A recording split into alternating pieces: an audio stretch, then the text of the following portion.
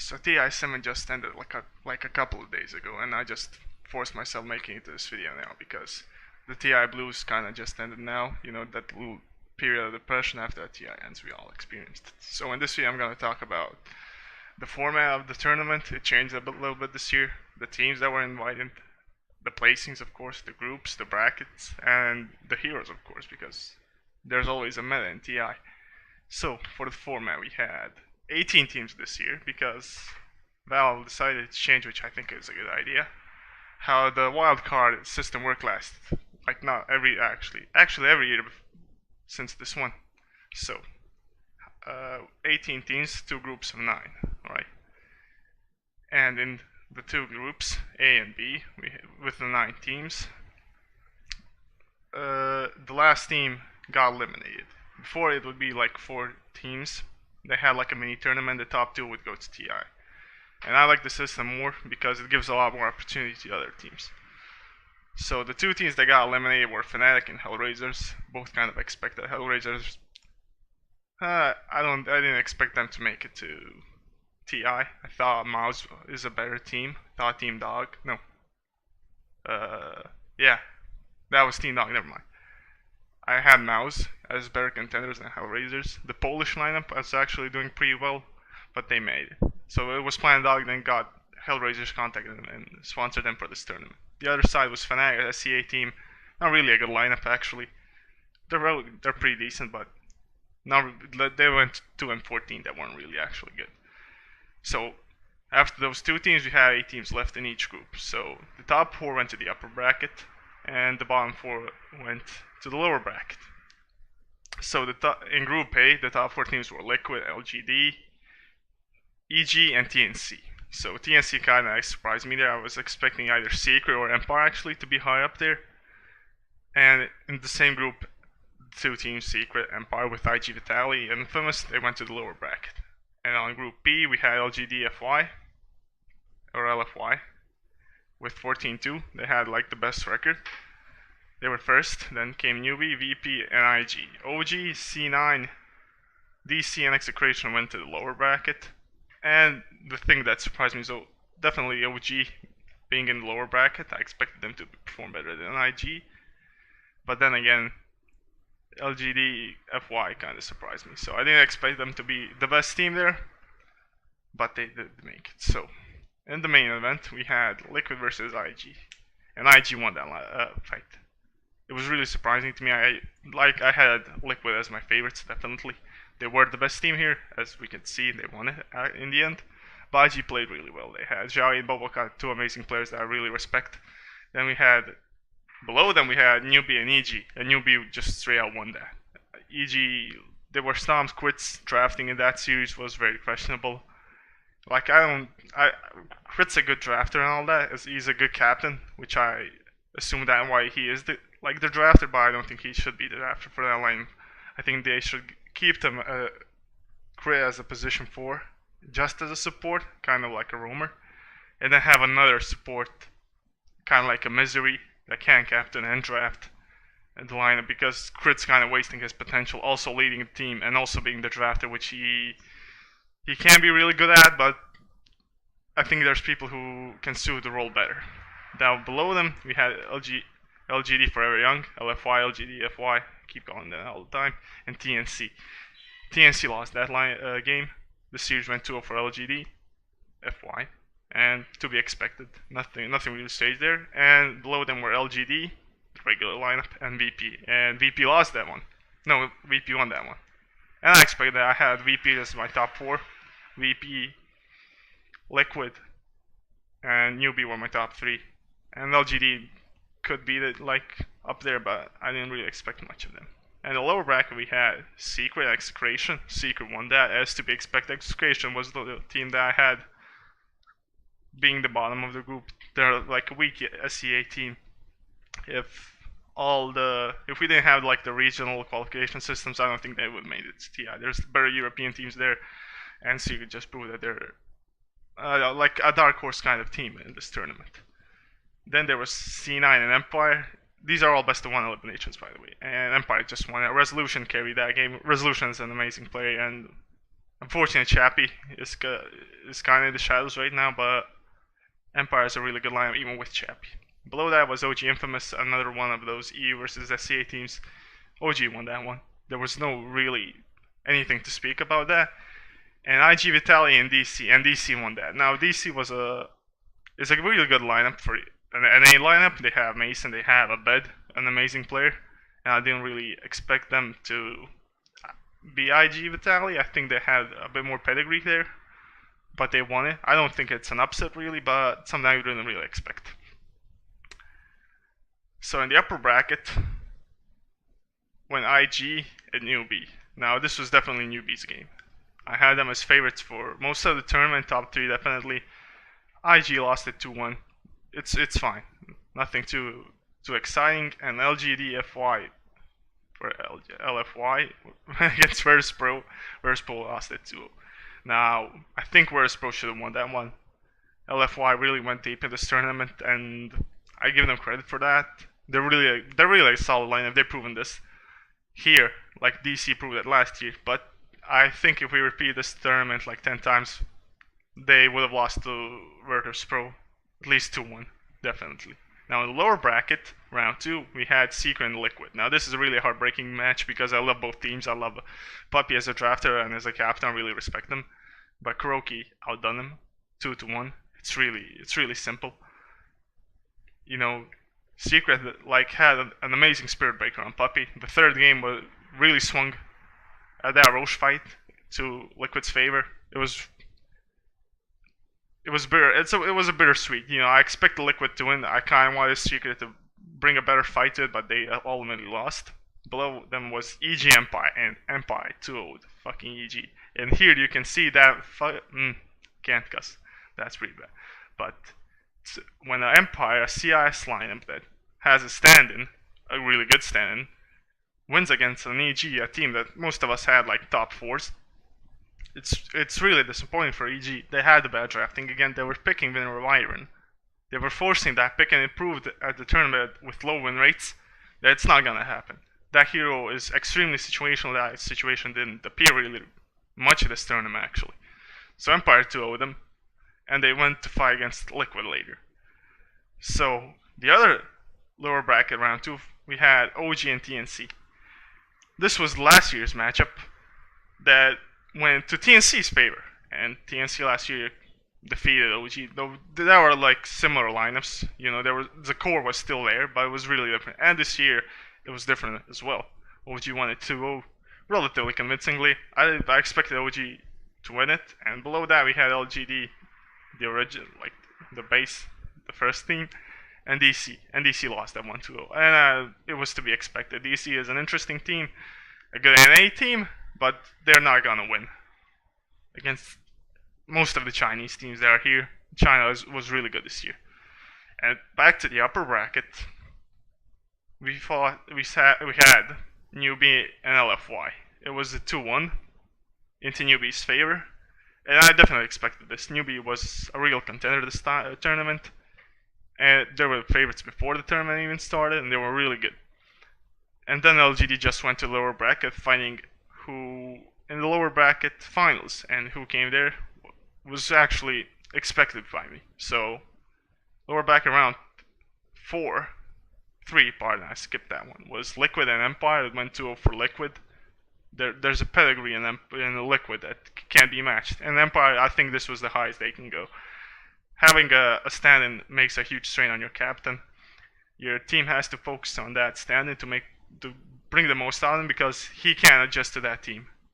Resolution came in like 5 days. They didn't even practice. And that's how you actually play around the stand-in. You give all the resources to him and play around him. He doesn't play around you because he can't adapt to your system. So they lost to Liquid as expected. He had a good Weaver in this series, if I remember correctly, but they actually just lost. And below them was OG LGD, and LGD won 2-0, and that I would say convincingly. Not a complete stomp, but you can see that LGD was really good at this tournament. That OG was lacking. Now, I would say that if we repeat this like 10 times, I think it would be like still in LGD's favor. I don't know what the problem is with OG. It's definitely fly or no tail because this is a repeating factor from last year. It's either they choke, it's the stress. I mean, they had a TI winner with S4. They all won majors. I don't know. I don't really know what's happening. They don't get out. They shouldn't get outclassed for a 2-0 stomp. It wasn't really a stomp if I remember correctly, but it was a 2-0 still. At least one game should have been won. Really disappointed by OG to drop out of the tournament relatively early, but whatever now. So in lower bracket round 4, we have EP and Liquid. Now, this was the most exciting match for me because I love CS lineups. I love Empire, I love Verspro, I love Navi back in the day. And them playing Liquid, which I had to winning this tournament, was really exciting. So, Liquid 2 won them, and it was a really good matchup. It was a great game to watch. It was really exciting, and a lot of people loved the series. And blue one was LGD. I didn't really watch that one. I couldn't be bothered. I don't really watch. I don't really like China though. But LGD won it, and I expected that because IG, yeah, they weren't invited. But besides Boboka and Burning, like the others were like relatively young talent. If I remember, I can be completely wrong with this one, so correct me. But LGD 1-2-0. IG gets eliminated, Repeal gets eliminated, and then it's Liquid LGD, and it's a great 2-0. This is the day before the final day, I think, yeah. And LG and Liquid won pretty convincingly. And here we can see the Liquid Scottles, the relatively GH heroes, Coddles, Wisps, Shakers, that they dominate with you. Their brood mothers on Matumba, and the really versatile drafting here shows. It's very reminiscent of EG when they won TI5. They had a really greedy position for that, relatively won them the games. They even, and like their mids were exceptional. Both had Sumail and EG's time, and now we had Miracle with Liquid. Both exceptional players. Their carries are very versatile. They can bite the bullet for the rest of the team, and Mind Control played amazing Prophet throughout the tournament. And in the lower bracket finals, we had LFY Liquid now. This was the first game was won by LGD, and the next two were won by Liquid. And that third game was so nerve-wracking because they almost lost. So how they lost was they had Prophet, Liquid had Prophet, and he died like once or twice, relatively when he shouldn't have, and then the game suddenly just really shifted, and they couldn't break the racks. And they eventually chipped down, back and forth tug of war, and Liquid won. And the first time in history, there was a 3-0 in the finals of this tournament. It was Liquid against Newbie, and Liquid won. Every game was really convincing in Team Liquid's favor. Some games were like 20 minutes, like in between 20 and 30. Like, the more we went, the games lost the longer. We had picks like Prophet, Shaker, Troll, Alchemist, Necro, like really, really good Liquid heroes. And on Newbie side, we had Bloodseeker, Bats, Lena, Zams, like relatively China heroes. And Newbie just won. Liquid just won. It was really good. That third game was really nice to see. That DD baiting the Roshan pit. I don't think they needed that DD, but it just sealed the deal for them. So Liquid won 3-2. Europe won another odd year, and there's like one more legacy that continued. I can't really remember right now. So with that, what happened to the heroes? Now, as I said, we had heroes like Shaker, Batrider, Nyx. There was Lost Sven, Lich. So the heroes I want to talk about that seemed the most broken to me were Night Stalker. As a position 4 roamer, he is absolutely insane. Now he had a sub 50% win rate. He's at 49.2. I think that's really good. Now he was picked 51 times and banned 108 times. That's insane. How that hero was contested. I think actually that's the most contested hero. With that night vision, he gives so much space, and a lot of vision was the most important, as always, in move speed. And he has both. And with the new E that he can fly over terrain, he has escape, he has catch up. An excellent hero. He fits the meta so well. Batrider is the same story. With relatively strong when paired with Night Stalker because he gives him vision. Bat just blinks in, lassos 4 staffs, and he gets killed. Another hero that I really love to see is Nyx. He is versatile, kind of like Night Stalker's like shoehorn as a position 4 or 3, but usually a 4. Battle-wise, you always a 3. But Nyx, he can be your support, he can be your offlane, or he can even kind of roam early on with someone. And it proved he was a really strong hero and relatively good to other heroes that were in the meta. Puck. He is the 4th contested hero, and what I love about Puck, as well as he's an excellent mid laner and an offlaner. But the thing about Puck, he's a great initiator like these two before. And he has huge amount of CC, gap closers, escape. The hero is really versatile. And below him, like the MVP hero of this tournament definitely is Shaker. A safe laner, as a support, an off laner, a roamer, a mid laner even. He can do it. He can do everything basically. He can even play a position 1 suboptimally, but he can play. And why Shaker had 60% win rate. If you had Shaker, you basically won the tournament. Same thing with Nyx, 71% win rate. It's really insane. And the support that I really loved is Lich. Now, unexpectedly, Lich was here, and there's a couple of reasons why. The mid lane has an extra creep recently added to its lane. And if Lich denies it, the whole way shifts, and there's a whole equilibrium there with mid laners. And that Frost Arm was insane. And the hero was great with these other heroes like Puck and Shaker. The ult comboed really well.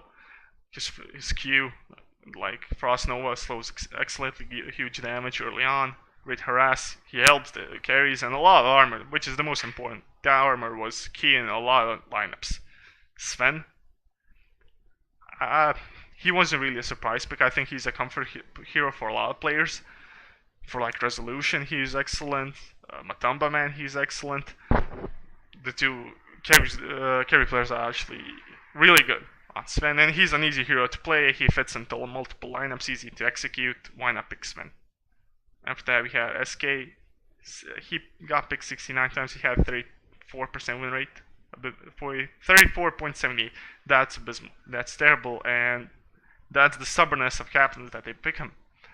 It's the same thing with Wyvern and Crit. There was no absolute reason to pick SK. He was losing the games. Yes, he's a comfort hero, and he can initiate. He can gank.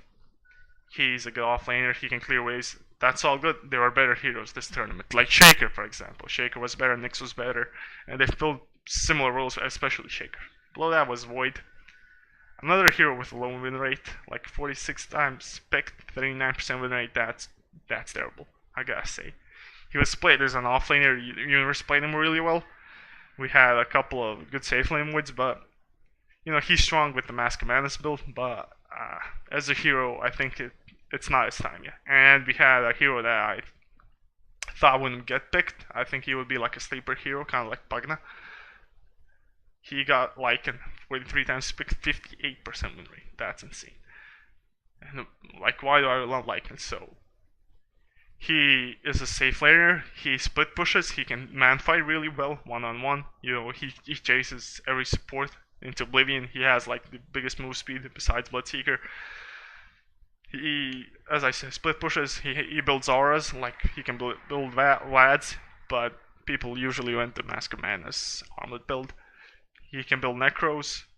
He can AC is a good item on him.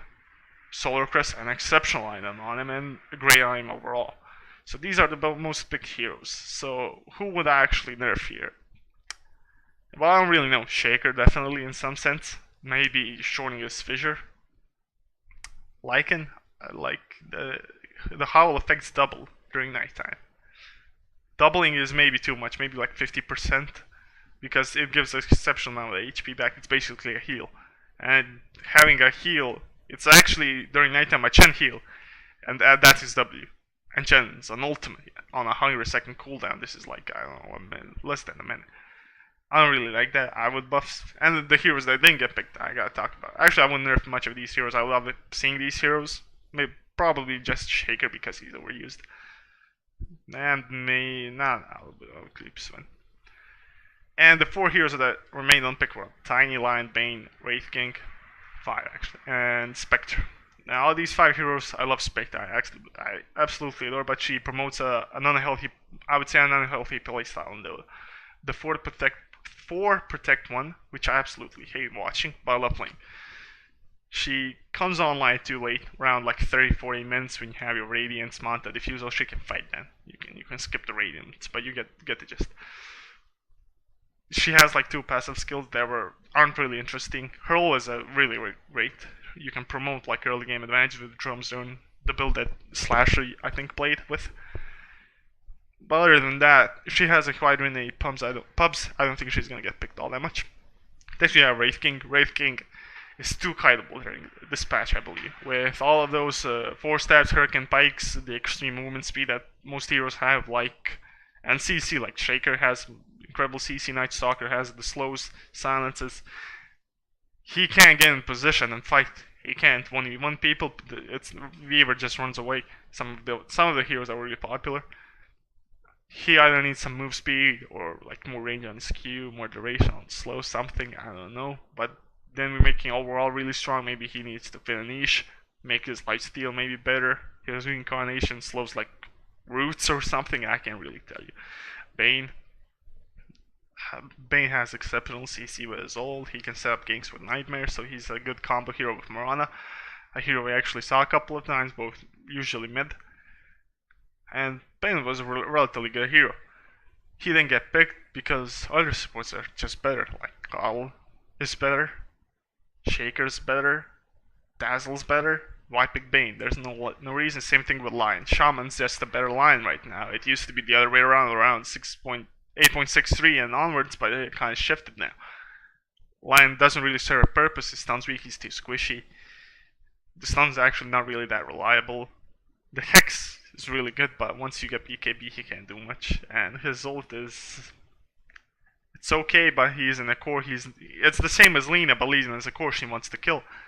Lion wants the same thing, but he is a support, so maybe killing isn't the best for him. But actually, the general idea is he's too squishy, and he doesn't have enough CC, not enough wave clear to be a strong hero. And the 5th hero is Tiny. Tiny is a mixed bag for me. I love Tiny. I think he's a great partner with Wisp, with Maiden. He's really good even with AA, who's a strong support. But Tiny's problem, as well as Wraith King's, is he gets guided. All of those 4 stats, the Hurricane Pikes, Blink Daggers, Glimmer Capes, Yules, he can't keep up with people unless he has a Wisp. And Wisp is gonna be banned most of the time, let's be honest. The thing right now is we have such amazing Wisp players that Wisps just get banned. And there's no reason for you to pick Tiny if there's no Wisp. This is more inherently an issue with Wisp rather than Tiny, because they come in a pair. Tiny can get some buffs. I would buff everyone's move speed because I like those kinds of buffs. Maybe basic attack time. Robe gives more move speed. I think that would be an interesting mechanic. Buff his talents in some ways. I don't know. These heroes aren't really that bad. Like Tiny and Lion, they got banned twice, or once or twice, I think. The other 3, like Bane, Wraith King, Spectre. Spectre comes on like way too late. Wraith King gets kited. Bane is outclassed by the supports. That's basically what I'm getting at. So the heroes that had low win rate, they actually need buffs. Clockwork had an abysmal win rate, but the thing is, Clockwork gets same thing with Tiny and Wraith King I was saying. Clockwork hooks, cogs, and you just 4-staff away. And after like 15-20 minutes, Clock can't do much. He can only hook supports that usually have 4 staffs, or the cores that have 4 staffs and just help the teammates out. There's no really way besides the laning stage to use Clockwork. You don't need that hook most of the time, that range of the hook. You want it for the sun and so you can hog. You can do that with the blink on other heroes, do the similar thing. Like Shaker, and there's no reason to play Clockwork. Even the Flare isn't that useful, the vision, because we have Night Stalker and Gobble, they give more vision. There's absolutely no reason to play Clock, besides the laning stage was really good. You can fuck up supports really well. Now SK, I don't think he's a weak hero in general. His laning is strong, teamfight is excellent with multiple stuns. You can stun multiple people is what I'm saying. Epicenter is amazing damage, even the good slow. But what happens later on? Shaker does more damage. Sven cleaves more. Slardar is more useful because the minus armor. That his ult's magic damage and people buy pipes, people buy BKBs, you're falling off. Slardar can transition into a carry, for example, Shaker as well. But what can SK do? He can't do much besides, the early and mid game. And if you don't win in the early mid game, you're gonna see a huge drop off in SK wins. And Faceless Void. Now, I was already talking about this, but he was played as an offlaner and as a carry. Now, the issue with Void is the resurgence of Mask of Madness. Now, people buy Mask of Madness, it's a strong item, but he isn't a strong enough carry to be in the safe lane, and he is not a strong offlaner to be in the off lane. He has this identity crisis, and I think teams need to optimize the builds, the skill builds, the item builds, and find a suitable lane for him. I don't think he's a weak Chrono Sphere is an amazing CC. The time lapse time dilation, is also extremely well against spammy lineups like Bristles and Voters. Bristle, another hero that you saw. Like, where do you put him? Because his lanes are, if he has a good lane, he doesn't do much later on.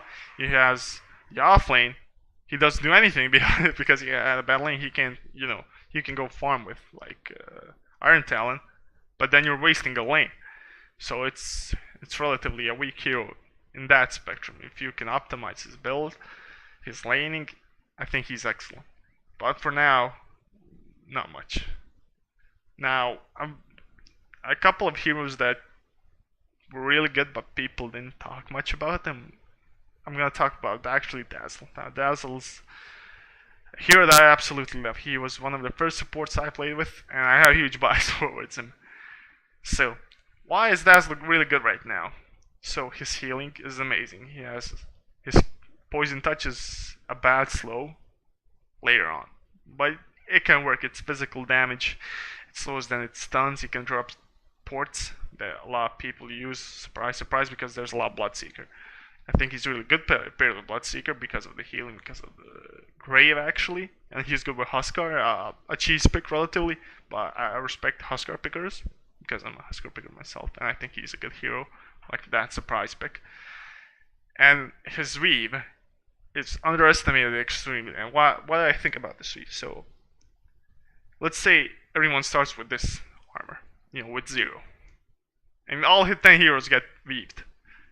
You don't have to fight, and slowly the balance shifts into your favor because you're gaining armor, the enemy is losing. And it doesn't even have to be that you're gaining armor, they're losing.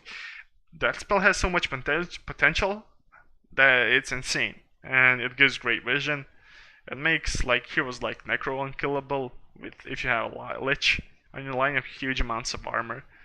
It's a really strong pick. I believe he's stronger than people think he is, but he's not strong enough to get banned or first pick. It's kind of like third and fourth pick.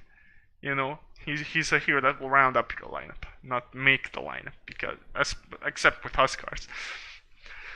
So, is there anything else? Yeah, actually, I'm just gonna say my opinions. So the heroes, they were interesting, definitely good heroes.